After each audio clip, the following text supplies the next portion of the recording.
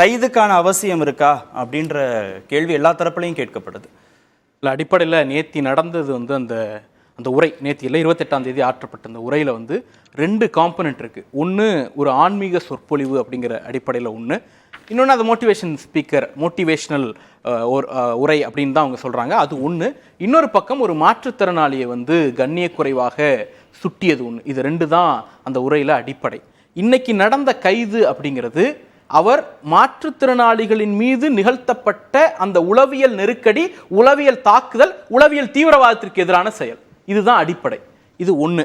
இப்போ நீங்க இது எந்த இடத்துல கேள்வியா வருது அப்படின்னா, ஒரு பள்ளிக்கூடத்துக்கு போறீங்க, 10 வயதிலிருந்து 15 வயதிற்கு உட்பட்ட குழந்தைங்களை உட்கார வச்சுக்கிட்டு ஒரு மாற்றுத்திறனாளி அப்படிங்கிறவர் வந்து போன ஜென்மத்தில் பாவம் பண்ணினதுனால இன்னைக்கு மாற்றுத்திறனாளியா பிறந்திருக்கிறார் அப்படின்னு சொன்னா, தன்னுடைய சக பக்கத்தில் உட்காந்து படிக்கக்கூடிய ஒரு குழந்தை மீது, ஒரு மாற்றுத்திறனாளி குழந்தை மீது இந்த குழந்தைக்கு என்ன பார்வை வரும்? ஐயோ பாவம் பண்ணி பிறந்த புள்ள அப்படின்ட்டு ஒரு விலகல் வராதா?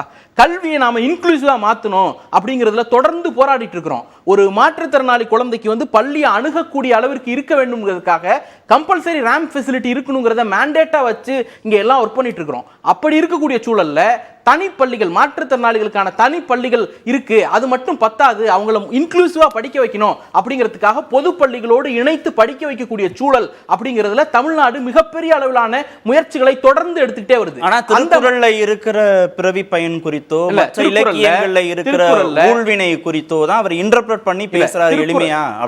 திருக்குறள்ல பாவம் பண்ணியதால் மாற்றுத்திறனாளியாக பிறந்தார் அப்படின்னு இருக்கா? அப்படி ஏதாவது சொல்லுங்களா? அப்படி ஒரு அறநூல் போதிச்சுன்னா அது அறம் கிடையாதுல்ல. நம்ம ஜென்ரலா பேசுங்க. ஒருவர் வந்து பாவம் பண்ணிட்டார், அதனால அவருக்கு இந்த பிறவில கண்ணு தெரியல, ஒருத்தர் பாவம் பண்ணிட்டார் அதனால அவருக்கு இந்த பிறவில காது கேட்கல அப்படின்னு சொல்லுவது மனிதாபிமானத்துக்கு எதிரான செயல் இல்ல.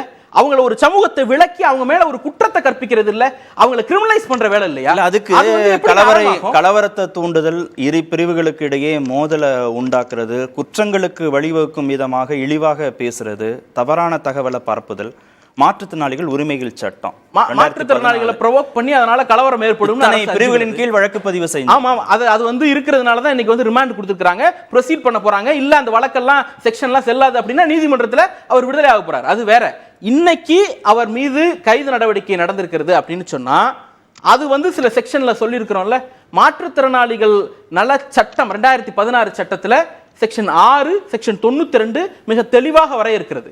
ஒரு மாற்றுத்திறனாளி மீது நிகழ்த்தப்படக்கூடிய அந்த குரூயாலிட்டி, அது வந்து வெறும் பிசிக்கல் வயலன்ஸ் மட்டும் கிடையாது, அது மென்டல் வயலன்ஸா இருக்கட்டும், சொல்லளவில் நிகழ்த்தப்படக்கூடிய வயலன்ஸா இருக்கட்டும், எல்லாமே வயலன்ஸ் தான். நீங்க மீண்டும் மீண்டும் மீண்டும் ஒருவர் வந்து ஒரு பாவத்தினால மாற்றுத்திறனாளியா பிறந்துட்டாருன்னு ஒரு வாய்ஸ்லெஸ் சொசைட்டி சார். அவங்களுக்கு வாக்கு வங்கியில வந்து எந்த விதமான நம்பர்ஸும் கிடையாது. ஒரு மாற்றுத்திறனாளினால ஒரு ஆட்சியே புரட்டி போடக்கூடிய அளவிற்கு நம்பர் கிடையாது, அவங்களுக்கு பெரிய வலிமை கிடையாது, பொலிட்டிக்கலா அவங்களுக்கு பெரிய ஸ்பேஸ் கிடையாது.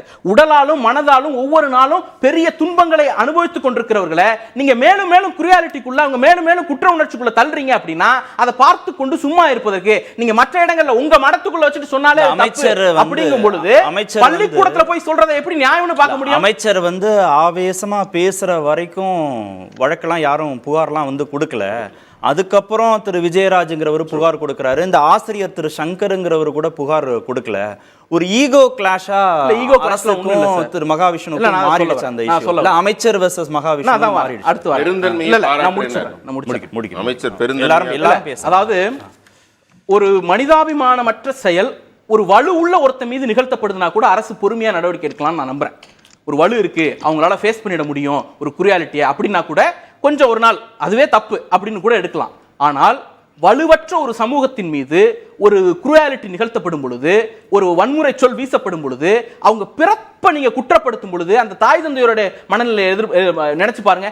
அந்த குற்றப்படுத்தும் பொழுது ஒரு அமைச்சர் ஆக்ரோஷமா பேட்டி கொடுக்கிறார், ஆக்ரோஷமா அக்ரெசிவா ரியாக்ட் பண்றார் அப்படின்னா, அதற்கு நீங்க பேட்டை பிஸ்தான்னு பேர் வச்சீங்கன்னா அது பேட்டை பிஸ்தா நல்லதுதான் சார். இந்த ரவுடித்தனம்னு நீங்க பேர் வச்சீங்கன்னா அந்த ரவுடித்தனத்தை நாங்க தொடர்ந்து செய்வோம் சார். ஏர்போர்ட்டுக்கு வந்தாச்சு, மத்தியானம் அவர் அரெஸ்ட் பண்ணியாச்சு. ஆனால் இந்த நிகழ்ச்சி தொடங்குறதுக்கு கொஞ்ச நேரத்துக்கு முன்பு தான் வந்து 20ஆம் தேதி வரைக்கும் அவர் நீதிமன்ற காவலில் அடைக்கப்படுகிறாருங்கிற செய்தி வருது. சைதாப்பேட்டையில் இருக்கிறாரா, பரங்கிமலையில் இருக்கிறாரா, எங்கே வச்சு அவரை விசாரிக்கிறாங்கங்கிற செய்திகள் வெளியே தெரியல. ஊடகங்கள் கூட இந்த செய்திகள் கசிய விடப்படலை. ஏன் அவர் வந்து ஒரு தீவிரவாதி மாதிரி ஏன் அவரை கையாளணும்னு திரு சீமான் கேள்வி கேட்கிறாரு. இவ்வளவு கான்ஸ்பிரசியா இதை டீல் பண்ண வேண்டிய அவசியம் இருக்கா? டீல் பண்ண வேண்டிய அப்படிங்கிறதெல்லாம் ஒண்ணுமே கிடையாது. அவர் ஏர்போர்ட்ல வந்து இறங்குறார். நேற்று அந்த புகார் வருகிறது. புகார் வந்த பிறகு அவரை நோக்கி விசாரணை நோக்கி அவருடைய மடம் இருக்கிற இடங்களுக்கு போறாங்க. அங்க அவர் இல்ல. அதன் பிறகு அவர் வீடியோ வெளியிடுறார். இன்னைக்கு வராரு. வந்த இடத்துல விசாரிக்கிறாங்க. விசாரணையில பிரைமா ஃபேசி இருக்குன்னு அவங்க ஃபீல் பண்றதுனால அரெஸ்ட் பண்ணி கூட்டு போறாங்க. இதுல தப்பு இருக்குன்னா அவங்க தரப்புல இருந்து மேஜிஸ்ட்ரேட் அதை முன் வச்சிருப்பாங்களா இல்லையா? இல்ல சொல்லலன்றாரு. அவங்க தரப்புல இருந்து மேஜிஸ்ட்ரேட் சொல்லிருப்பாங்களா இல்லையா சார்? இல்ல இல்ல, நான் கேக்குறது உறவினர்களுக்கும் நண்பர்களுக்கும் இந்த வழக்கறிஞர்களுக்கும் இத வந்து மேஜிஸ்ட்ரேட் சொல்லிருப்பாங்கல்ல. மேஜிஸ்ட்ரேட் சொல்லிருந்தா மேஜிஸ்ட்ரேட் கண்டிச்சிருப்பாங்கல்ல. அந்த செய்தி எங்க மேஜிஸ்ட்ரேட் கண்டிக்கிறதுக்கான ப்ரூஃப் எங்க? கேமரா விட்டா தான வரும். மேஜிஸ்ட்ரேட் சொன்னீங்கங்களா? இல்ல மேஜிஸ்ட்ரேட் கேமரா போச்சுங்களா? இல்ல அனுமதிச்சாங்களா? நீங்க மேஜிஸ்ட்ரேட்டோட ஸ்டேட்மென்ட் வந்து ரெக்கார்டுங்க. அதெல்லாம் அவங்க இது பண்றாங்க, ரெக்கார்ட் பண்ணல. அந்த எல்லா வெளிப்படைத்தன்மையோட முடிக்கணும். ஒவ்வொருத்தர எல்லா வெளிப்படைத்தன்மையோட தான் நடக்குது. இது ஒண்ணு இல்ல. அவரு வெளிநாட்டுல இருந்து நான் இத்தனை மணிக்கு வர்றேன், வந்த பிறகு நான் அமைச்சரை சந்திச்சு விளக்கம் கொடுக்குறேன், நான் இல்லாததை ஒன்றும் நான் பேசலன்னு சொல்றாரு. அந்த வாய்ப்பை ஒரு நொடி நீங்க ஸ்ரீகாந்த், நீங்க கேட்கிற எல்லா கேள்வியும் நான் அவர்கிட்ட கேட்கிறேன். ஆமா, குறுக்கிட்டா அவராலையும் பேச முடியாது. தனி மனித மோதலா மாறிடுது. அவருக்கு ஊடகங்களை சந்திக்கிறதுக்கோ இல்ல பேசுறதுக்கோ அவருக்கு ஒரு வாய்ப்பு கொடுக்கப்பட்டிருக்கணுமா? மகாவிஷ்ணு, நான் என்ன கேட்கிறேன், அவர் ஆன்மீக சொற்பொழிவுக்காக ஆன்மீக மேன்மைக்காக பேசியது தொடர்பாக கைது நடவடிக்கை நடந்திருக்குமானால் நீங்க சொல்றது குறித்தெல்லாம் நம்ம பேசலாம், விவாதிக்கலாம். இங்கே நடந்தது மாற்றுத்திறனாளி என்கிற ஒரு சமூகத்தின் பிறப்பை குற்றப்படுத்துகிறார் அப்படிங்கிறது ஒரு குற்றமாக கருதப்பட்டு கைது நடக்கிறது. இதை நீங்க அமைச்சர்கிட்ட போய் விளக்கம் கொடுக்கணும். அமைச்சர்கிட்ட விளக்கம் கொடுக்க வேண்டிய அவசியமே கிடையாது. காவல்துறை நடவடிக்கை எடுக்குது. நீங்க சொல்ற இந்த ப்ரொசீஜர் எல்லாம் ஃபாலோ பண்ணல அப்படின்னா அந்த மேஜிஸ்ட்ரேட் நீங்க சொல்லியிருப்பீங்க, அந்த தவறு இதா இருக்கும். இன்னொன்னு, இவங்க என்ன சொல்றாங்க, நேத்தி அவர் கேட்டதிலேயே இங்க எங்க வந்து கலவரத்தை தூண்டும் நோக்கம் வருதுன்னு திருப்பி கேட்கறீங்கல்ல.